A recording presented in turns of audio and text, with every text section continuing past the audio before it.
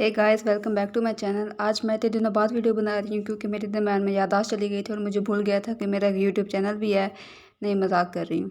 असल में ईद की छुट्टियाँ आ गई थी और ईद की छुट्टियों में मैंने सोचा हुआ था कि मैं खुद को ज़रा टाइम दूंगी, ज़रा खुद को पैम्पर करूँगी, फैमिली के साथ टाइम स्पेंड करूँगी। लेकिन मेरे अकेडमी वालों ने कसम खा रखी थी कि इन्होंने मेरी ईद जहन्नुम बनानी है।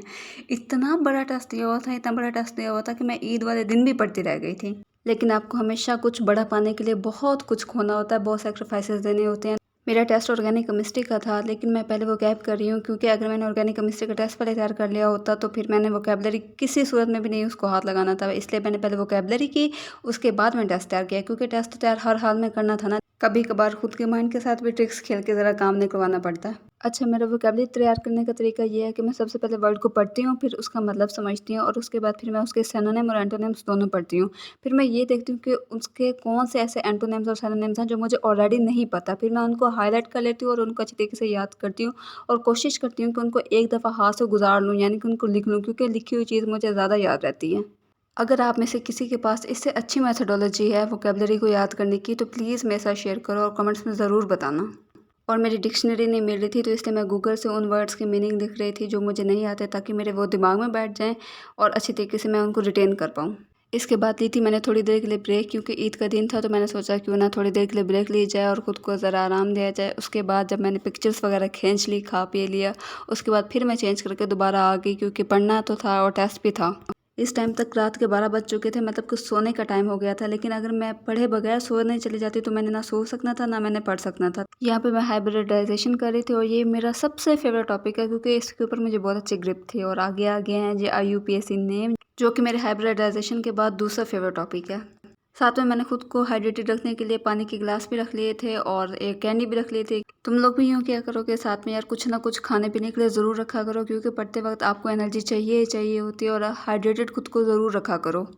अच्छा, मैं यूँ करती हूँ कि एक चैप्टर तैयार कर लेती हूँ और उसके बाद फिर सेल्फ असेसमेंट के लिए ना उसके MCQs प्रैक्टिस करती हूँ, ताकि मुझे पता चले कि मेरी कितनी तैयारी हुई है और कितनी तैयारी नहीं हुई। टेस्ट के बाद ये होता है कि जो मेरा MCQs गलत, उसको या फिर मैं रजिस्टर पे नोट डाउन कर लेती हूँ या फिर वहीं पे हाइलाइटर से हाईलाइट कर देती हूँ और अगले दिन जाके टीचर से पूछती हूँ और उसका कॉन्सेप्ट समझती हूँ, ताकि मेरा ये MCQs नेक्स्ट टेस्ट में गलत ना हो। केमिस्ट्री का टेस्ट प्रैक्टिस करने के बाद मेरे पास बहुत ज़्यादा टाइम बच गया था, तो मैंने सोचा कि इसको वेस्ट ना किया जाए और एक चैप्टर बायोलॉजी का भी तैयार कर लिया जाए, क्योंकि फ़ायदा ही होगा ना, नुकसान इसका कोई नहीं होगा। तो फिर मैं बायोलॉजी को लेके बैठ गई थी। क्योंकि हमारा केमिस्ट्री से अगला टेस्ट बायोलॉजी का था, तो मैंने सोचा बायोलॉजी का टेस्ट मैं पहले तैयार कर लेती हूँ और जिस दिन टेस्ट हो उससे एक दिन पहले मैं MCQs उसके प्रैक्टिस कर लूँगी। इस तरीके से मेरी एक्टिव रिकॉलिंग भी हो जाएगी और 2 दफ़ा मेरा चैप्टर प्रिपेयर हो जाएगा। अच्छा, किसी भी चैप्टर को प्रिपेयर करने के लिए मेरी स्ट्रैटेजी ये है कि पहले मैं उस चैप्टर को देखती हूँ और फिर मैं हल्का सा उसको गो थ्रू कर लेती हूँ और फिर मैं ये देखती हूँ कि लास्ट टेस्ट में मेरे कौन सा ऐसा टॉपिक था इस चैप्टर में से जिसमें से मेरे MCQ सबसे ज़्यादा गलत हुए थे। तो जो टॉपिक मेरा वीक हो मैं सबसे पहले वो करती हूँ और उसके बाद फिर मैं हल्का सा दोहरा लेती हूँ जो वो टॉपिक्स जो मुझे आते हैं। यानी कि जो चीज़ें मुझे आती हैं उनको मैं हल्का से देखती हूँ और जो चीज़ें मुझे नहीं आती या फिर जो मुझे लगता है कि ये मुझे बार बार भूल जाता है या ये मेरा वीक पॉइंट है, उसको मैं अच्छी तरीके से स्टडी कर लेती हूँ, ताकि वो पॉइंट मेरा क्लियर हो जाए और दिमाग में बैठ जाए। और बायो का टॉपिक तैयार करने का मेरी ये स्ट्रैटेजी है कि मैं पहले आंखें बंद करके ना ज़रा हाथ रख के किताब के ऊपर उस टॉपिक को रिवाइज़ करते अपने माइंड में ले आती हूँ कि मुझे इसकी कितनी चीज़ें याद है और कितनी चीज़ें मुझे इसकी भूल गई हैं। फिर जो चीज़ें मुझे याद होती हैं उनको मैं नहीं करती और जो चीज़ें मुझे भूल रही होती हैं उनको मैं कर लेती हूँ। और मैं कोशिश ज़्यादा से ज़्यादा यही करती हूँ कि जितना बायोलॉजी में हो सके फ़्लो चार्ट बना लूँ अपने माइंड में, या कोई माइंड मैप बना लूँ, या अगर उसकी कोई पिक्टोरल फॉर्म है तो वो मैं ज़रा दिमाग में बिठा लूँ ताकि याद रहे अच्छी तरीके से।